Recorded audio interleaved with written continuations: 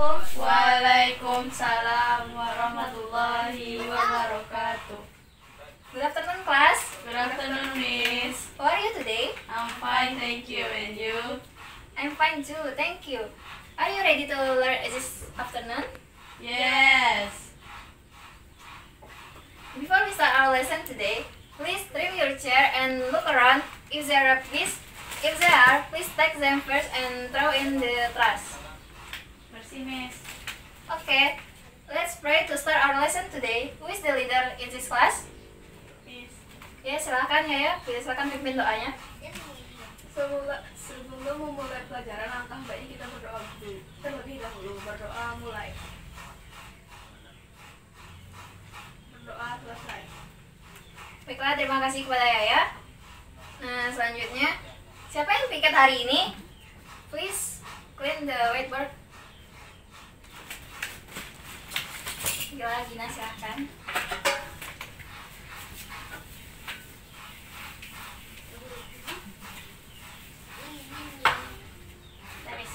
Ya, thank you for Gina. Now I want to take your attendance. Please, when I call your name, raise your hand and say I'm present or I'm here. Understand? Yes. Yes, Miss. Okay, Yaya, Present, Miss. Gina. Present. Nah, sekarang kita akan masuk materi baru. Sebelumnya, I want to review our material last week. Ada yang ingat apa materi kita minggu lalu? Suhu, Miss. Ya, benar, suhu. Ada yang tahu apa itu suhu? Suhu. Ya, Gina? Suhu adalah derajat panas suatu benda. Jadi jenis suhu yaitu Celcius, Reaumur, Fahrenheit, sama Kelvin. Ya, jawaban Gina sudah benar. Apa ada yang ingin menambahkan? Ya, Miss.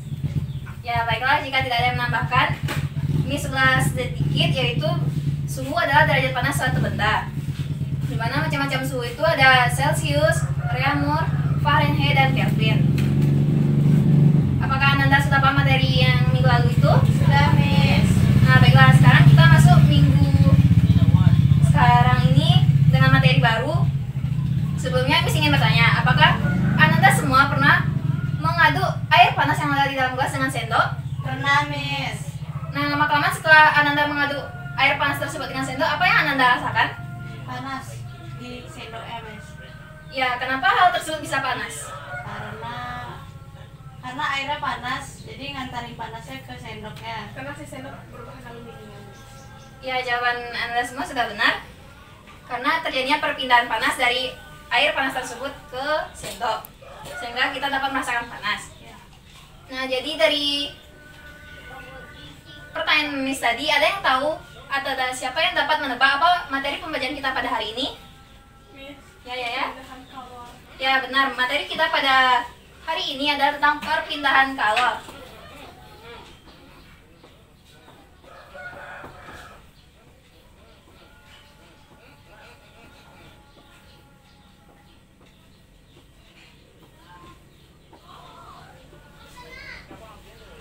Nah, materi kita hari ini itu perpindahan kalor, di mana yang pertama kita akan membahas tentang definisi dari apa itu kalor.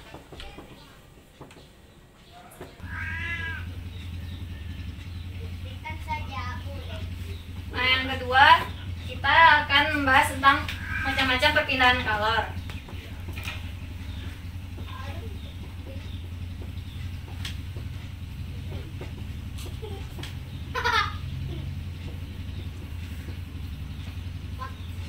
Dan yang ketiga, contoh penerapannya dalam kehidupan sehari-hari.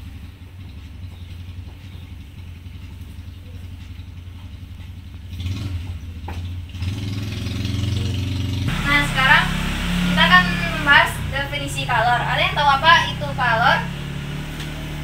Ya. Kalor adalah bentuk energi yang berpindah dari benda yang suhunya tinggi ke benda yang suhunya rendah. Nah, ya, jawabannya tadi benar. Kalor adalah bentuk energi yang berpindah dari benda bersuhu tinggi ke benda yang bersuhu rendah. Ada yang tahu satuan dari kalor? Joule, Miss. Ya, benar, Gina. Satuan dari kalor yaitu joule. masuk ke macam-macam perpindahan kalor. Kalor ini dapat berpindah dengan 3 cara. Ada yang tahu apa saja itu? Miss, Ya. konduksi, Konduksi, konveksi, konveksi. dan radiasi. Ya, benar. Kalor dapat berpindah dengan 3 cara, yaitu konduksi, konveksi, dan radiasi. Nah, sekarang kita akan bahas satu persatu dari perpindahan kalor ini.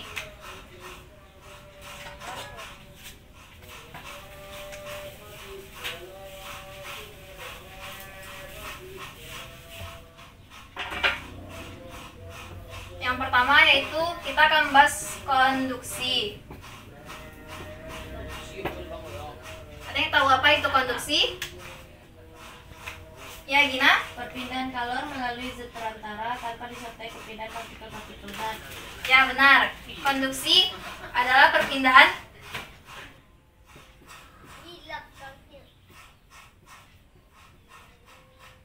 melalui zat perantara tanpa disertai dengan perpindahan partikelnya.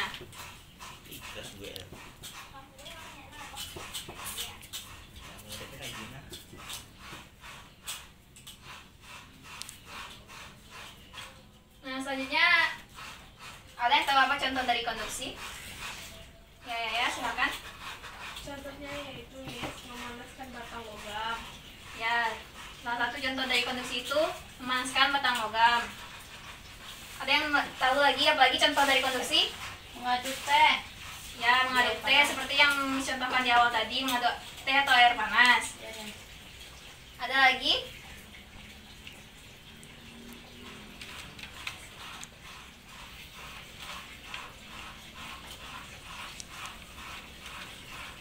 Jika tidak ada, kita lanjut.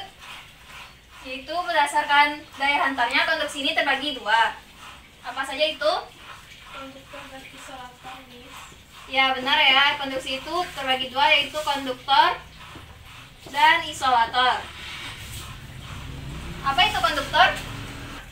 Ya, Gina? Konduktor adalah zat yang mudah menghantarkan kalor atau penghantar kalor yang baik.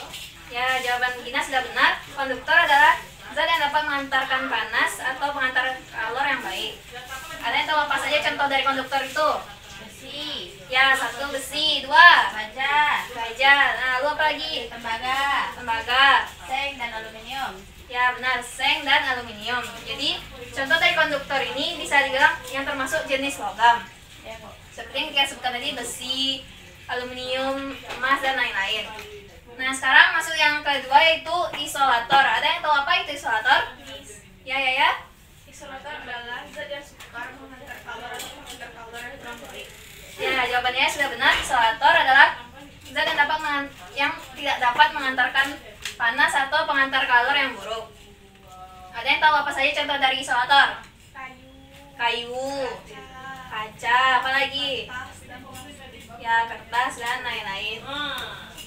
Dan bisa dibilang juga contoh dari isolator ini yaitu golongan non-logam seperti yang kita sebutkan tadi.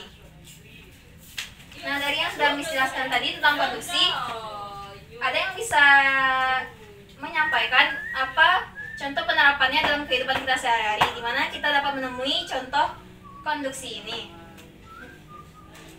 Nah, Miss contohkan satu deh, panci misalnya. Panci itu mana yang bagian yang konduktor, mana bagian yang isolator? Pancinya konduktor. Ya, benar ya, Pan. Gagangnya kayu itu isolator. Ya, jawaban Gina benar. Pada panci itu, pancinya termasuk konduktor dan gagangnya termasuk isolator. Nah, contoh penerapan lainnya dalam kehidupan sehari-hari apa? setrika, Miss. Ya, benar ya, setrika juga termasuk contoh dari konduksi. Coba tunjukkan mana bagian yang konduktor, mana yang isolator. Setrikanya konduktor, pegangannya isolator. Ya, jawabannya ya benar. Pada setrika itu yang bagian bawahnya termasuk konduktor dan sedangkan gagang yang kita pegang termasuk isolator. Nah, apa sudah mengerti sampai sini? Ngerti, Miss. Nah, kita lanjut pada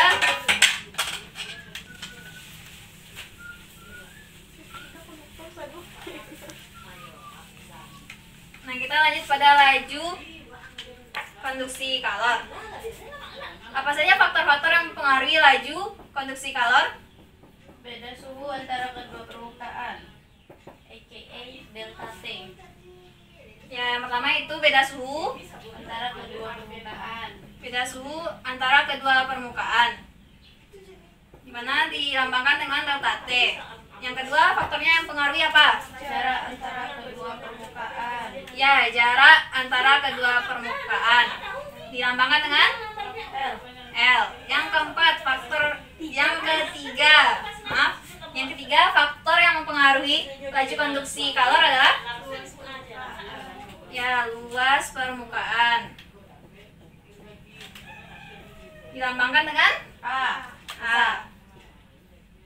Dan faktor yang keempatnya apa? Konduktivitas thermal zone. Ya, benar Gina, konduktivitas thermal zat.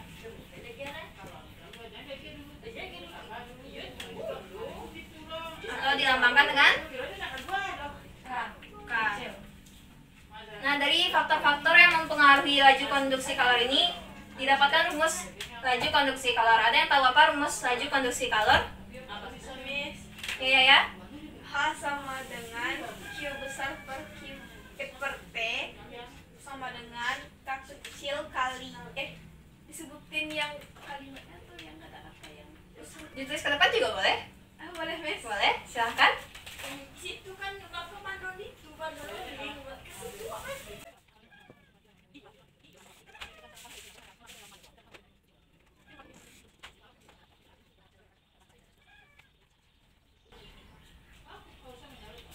Nah, iya, jawabannya sudah benar. Jadi, dari faktor-faktor yang mempengaruhi laju konduksi kalor ini kita dapatkan rumus seperti yang sudah ditulis ya ke depan tadi. H sama dengan I per T sama dengan K dikali A dikali delta T per L. Di mana H ini merupakan laju konduksi kalornya, Q ini banyak kalor, T selang waktu, K konduktivitas, A ini luas permukaannya, delta T perbedaan suhu, dan L panjang batang yang digunakan. Nah, karena ada rumus, angka baiknya kita coba satu contoh soal. Itu Miss akan menuliskan soalnya terlebih dahulu.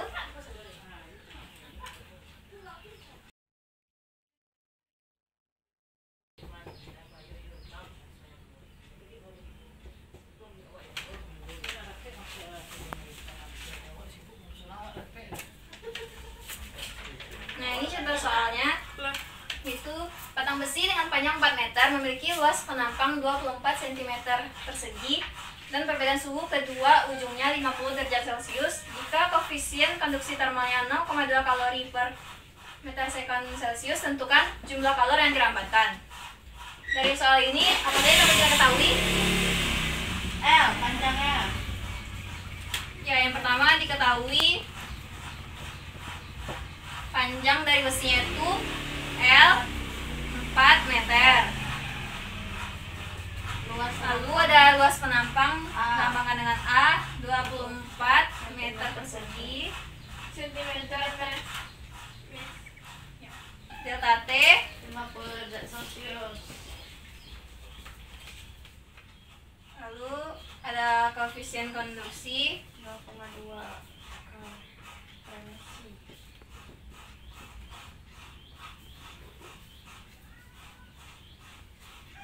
yang nilainya H.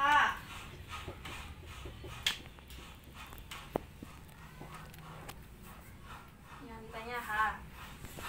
Nah, jawabannya apa? Ada yang udah dicari?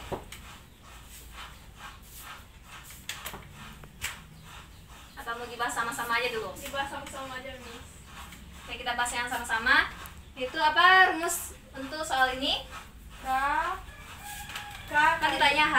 Ya. H sama dengan K kali A kali delta T K dikali A dikali delta T per L. Sudah diketahui semuanya? sudah. Nah, sebelum itu kita samakan satuannya terlebih dahulu karena ini masih ada sentimeter.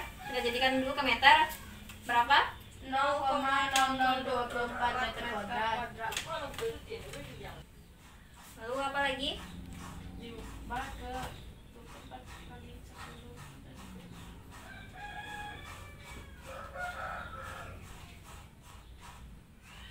setelah kita konversikan ini, kita masukkan lagi yang sudah diketahui pada rumus. Dimana itu K berapa? 0,2 dikali A nya ada 24 dikali 10 pangkat min 4 dikali 50 per. Nah dari ini ada yang bisa dicoret? Guys, Nih 24 sama 4 12. 6. 4 ya, ada 2 dong. Nah berapa nih dikalikan hasilnya? 60 kali 10 pangkat min 4. 60 dikali 10 pangkat min 4. Joule per second. Ya benar, dengan satuan Joule per second. Nah coba diperhatikan, ada yang masih belum dimengerti? Paham, Miss? Baiklah, jika Anda semua sudah mengerti, kita akan lanjut ke materi yang kedua. Apakah sudah dicatat tadi? Sudah, Miss.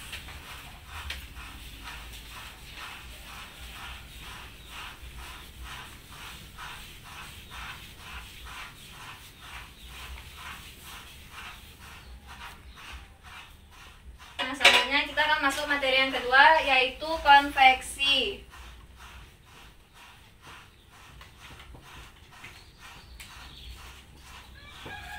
Ada yang tahu apa pengertian dari konveksi? Miss, Ya. konveksi adalah perpindahan kolor melalui zat perantara diikuti perpindahan partikel-partikel zat. Ya, jawabannya ya benar. Konveksi adalah perpindahan kalor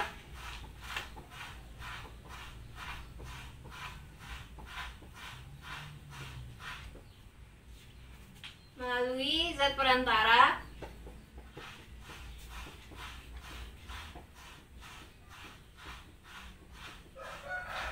dengan diikuti perpindahan zat partikelnya.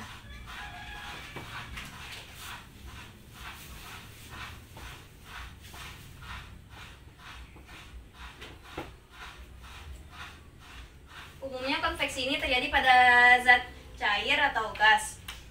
Contohnya seperti memanaskan air, di mana pada air itu ketika dipanaskan maka akan terjadi gerakan partikel ini naik turun, di mana air yang sudah panas di bawah akan naik ke atas dan air yang masih dingin di atas akan turun ke bawah, sehingga terjadi gerakan naik turun tersebut yang menyebabkan air tersebut panas. Itulah yang disebut dengan perpindahan kalor secara konveksi.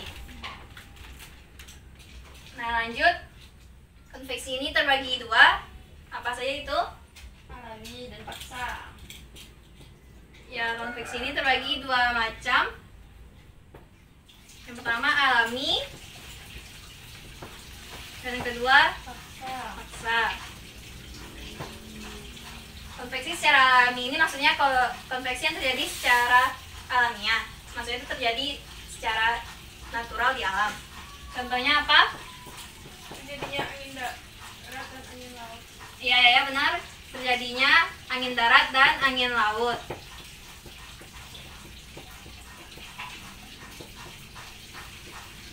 Contoh lainnya apa? Aliran udara melalui ventilasi. Ya, contoh lain dari konveksi alami ini aliran udara melalui ventilasi.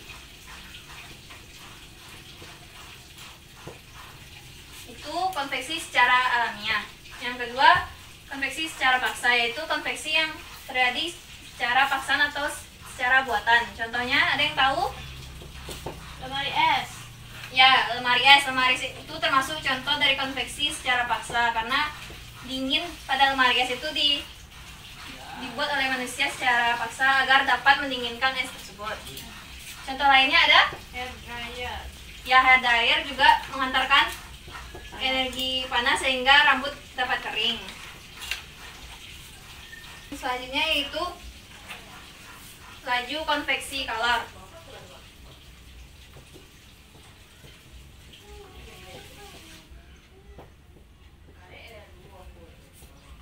Di mana laju konveksi kalor ini dipengaruhi oleh beberapa faktor. Apa saja itu? Luas permukaan benda. Ya, yang pertama luas permukaan. Yang kedua, perbedaan suhu.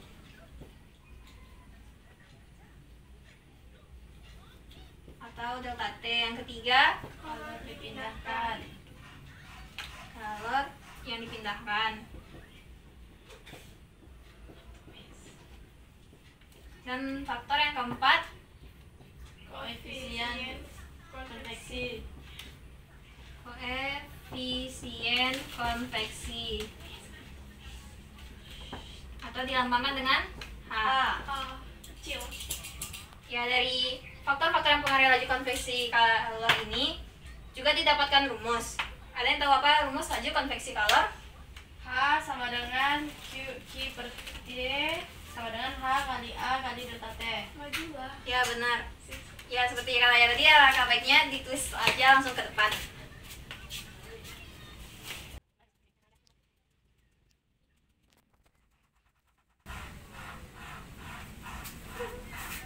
Nah, ya benar. Terima kasih pada Gina. Jadi, dari faktor yang kita dapat tadi, didapatkan rumus laju konveksi kalor, yaitu seperti yang sudah dituliskan oleh Gina, yaitu H sama dengan Q per T sama dengan H dikali A dikali delta T. Dimana H ini laju konveksinya, Q banyak kalor, T selang waktu, H koefisien konveksinya, A luas penampang, dan delta T perbedaan suhu. Kita mendapatkan rumus, maka akan kita cobakan pada contoh soal.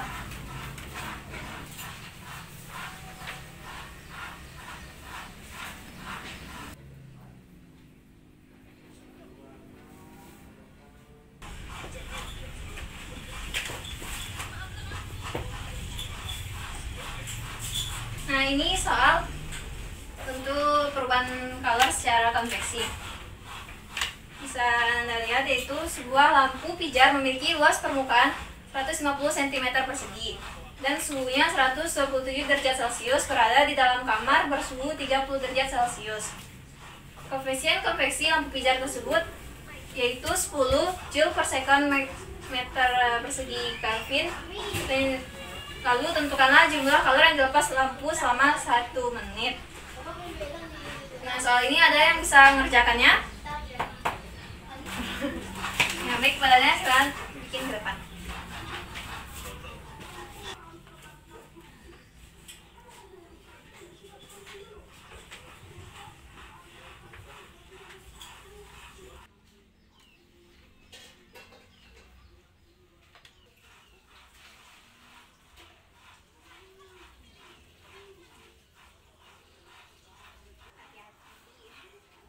Baiklah, terima kasih pada Gina. Apa ada jawaban yang berbeda? Tidak, Miss. Nah, jika tidak, mari kita periksa bersama apakah jawaban yang dibikin oleh Gina sudah benar. Dari yang diketahui, A 150 cm persegi diubah dulu jadi meter persegi. Terus suhu yang pertama 37 Celcius diubah ke Kelvin jadi 310. Dan suhu yang kedua ada 127 Celcius diubah menjadi Kelvin 400. Lalu untuk mendapatkan delta T-nya, maka T2 dikurang T1 sehingga didapatlah 90 Kelvin. Lalu K-nya juga diketahui, T-nya juga diketahui, diubah jadi second. Lalu yang ditanya Q sudah benar. Lalu kita masukkan ke dalam rumus. Nah, jawaban dari Gina sudah benar. Apa ada yang ingin ditanyakan tentang materi konveksi ini? Baiklah, kita akan masuk materi yang ketiga, yaitu radiasi.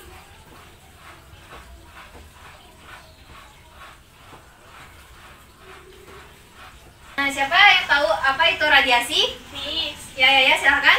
radiasi adalah perpindahan kalor tanpa zat perantara atau medium.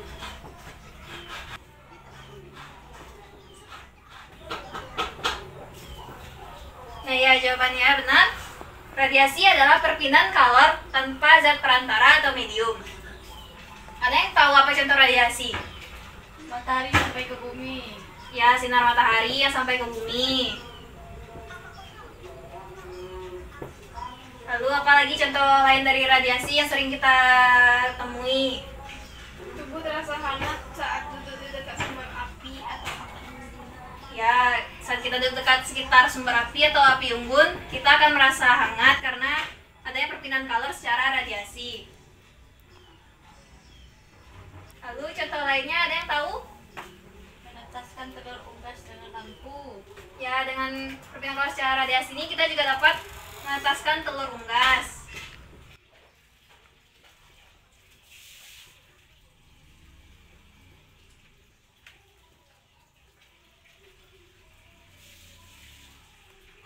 Ada lagi contoh lainnya? Pakaian menjadi kering ketika dijemur di bawah sinar matahari. Ya, salah satu pemanfaatan perpindahan kalor secara radiasi ini yaitu mengeringkan pakaian dengan sinar matahari.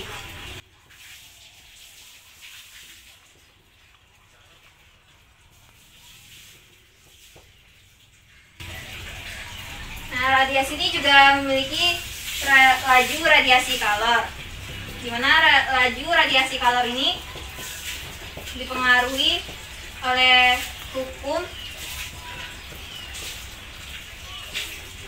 Stefan Boltzmann.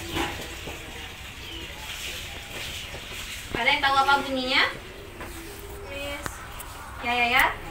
energi yang dipancarkan oleh suatu permukaan hitam dalam bentuk radiasi kalor tiap satuan waktu disebanding dengan luas permukaan dan pangkat suhu mutlak permukaan.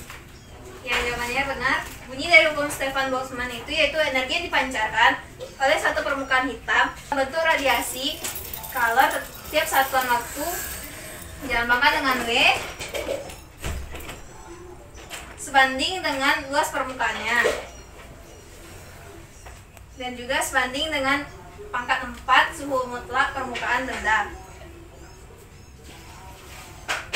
Dari pernyataan Boltzmann itu maka didapatkan rumus laju radiasi kalor, yaitu W sama dengan E dikali tau dikali A dikali T pangkat 4, dimana W ini adalah energi yang dipancarkan, E koefisien emisivitas, dimana koefisien emisivitas ini tergantung dari seberapa gelap benda tersebut. Jika bendanya gelap maka koefisien emisivitasnya 1, dan jika tidak maka akan antara 0 sama 1.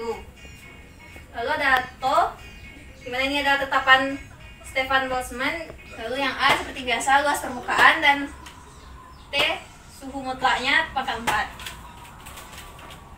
Nah, inilah rumus dari laju radiasi kalor. Apa ada yang ingin ditanyakan? Jika tidak, kita masuk pada contoh soalnya.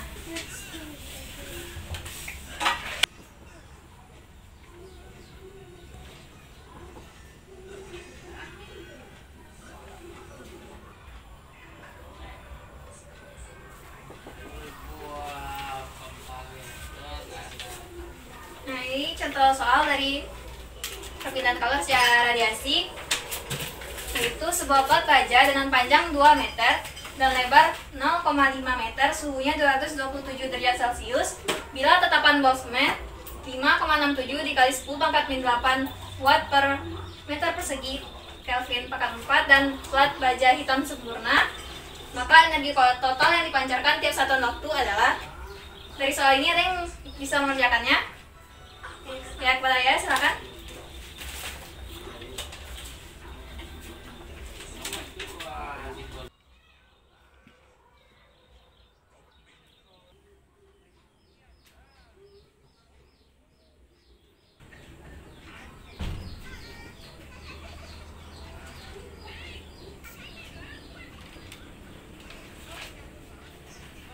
Ya, terima kasih ya.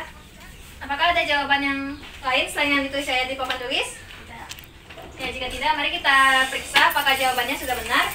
Yang pertama, diketahui panjangnya 2 meter dan lebarnya 0,5 meter. Dari panjang dan lebar dapat didapatkan luas permukaannya, yaitu panjang kali lebar, yaitu hasilnya 1 meter persegi.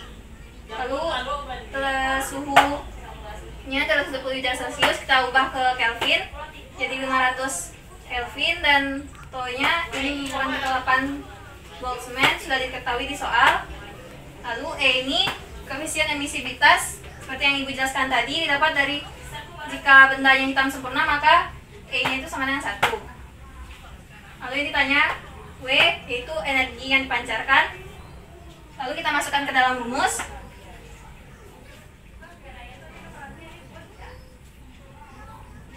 Nah, iya jawaban ya sudah benar. Sejauh ini ada yang ingin ditanyakan? Jika tidak, itulah akhir dari materi kita pada hari ini. Jika tidak ada yang ingin ditanyakan, ini ada tugas yang harus Anda kerjakan dan dikumpul minggu depan. Ya. Jangan lupa untuk mengerjakannya, dan sebelum kita tutup pertemuan hari ini, ada yang dapat menyimpulkan pelajaran kita pada hari ini? Ya, silakan.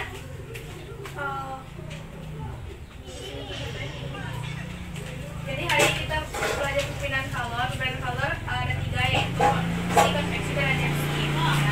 Perpindahan konduksi yaitu perpindahan kalor melalui zat antara tanpa disertai perpindahan partikel zat. Sedangkan konveksi yaitu perpindahan kalor melalui zat antara diikuti perpindahan partikel zat.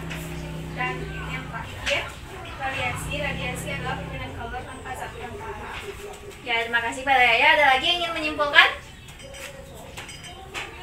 Jika tidak, kita simpulkan bersama, yaitu pelajaran kita pada hari ini yaitu tentang perpindahan kalor, di mana kalor itu sendiri yaitu bentuk energi yang berpindah dari benda yang bersuhu tinggi ke benda yang bersuhu rendah. Di mana satuan dari kalor ini ada joule, dan kalor dapat berpindah dengan 3 cara, yaitu seperti disebutkan Yaya tadi, ada konduksi, konveksi, dan radiasi. Di mana pengertiannya juga sudah Yaya jelaskan. Lalu contoh-contohnya sudah kita bahas pada pertemuan hari ini. Baiklah, jika tidak ada yang ingin ditanyakan, cukup sekian materi kita, dan untuk pertemuan minggu depan kita akan membahas tentang klasifikasi makhluk hidup. Jadi Miss harap Anda semua membaca buku terlebih dahulu sebelum masuk ke kelas. Dimengerti? Baiklah, jika sudah, Miss akhiri pertemuan hari ini dengan mengucapkan Assalamualaikum warahmatullahi wabarakatuh. Waalaikumsalam.